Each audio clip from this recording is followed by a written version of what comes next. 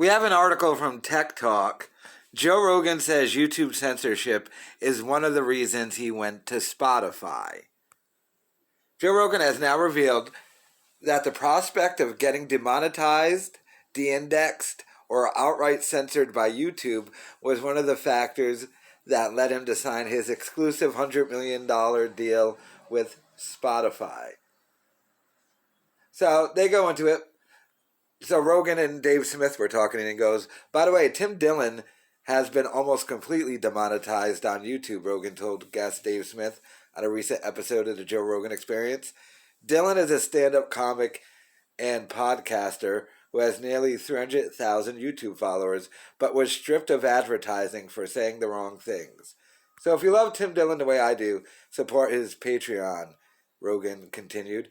They won't let him make any money on YouTube. It's hilarious. It's too controversial. Well, that's the problem. That's the next thing that people like that are going to have to deal with, Smith replied. I'm going to face that, I'm sure, in the next years at some point.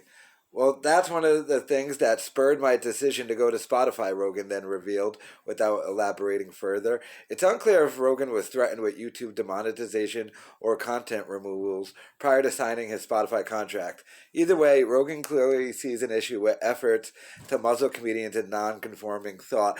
Now, they don't know the reason. I'll tell you the exact reason why Joe Rogan signed that Spotify deal. See, you have to remember, this was, a year ago now, maybe even a little more than a year ago, but I was at the beginning of the whole COVID-19 thing. Not the exact beginning, we were in it some months.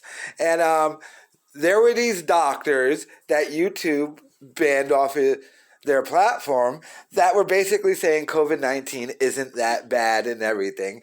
And Joe Rogan wanted to talk to one of these doctors. And he got in touch with one of his contacts at YouTube. All the big YouTubers have contacts there. And he said, I'm going to interview this person. And that contact told him, if you do, we will take down that episode. And then Joe Rogan signed a deal with Spotify. Now, this article then goes into how ironic it is. He left YouTube for censorship, and there's just a bunch of employees at Spotify who are trying to censor Joe Rogan and the removal of episodes and stuff. So it is pretty ironic and funny, but that is the reason why he left. Because, as you know, Joe, he won't get vaccinated, wasn't really into the mask thing. He had issues with the whole COVID-19 thing, and he thought YouTube, as they said they were going to censor him, so he signed the Spotify thing. So, I don't know, but let me know your thoughts in the comments.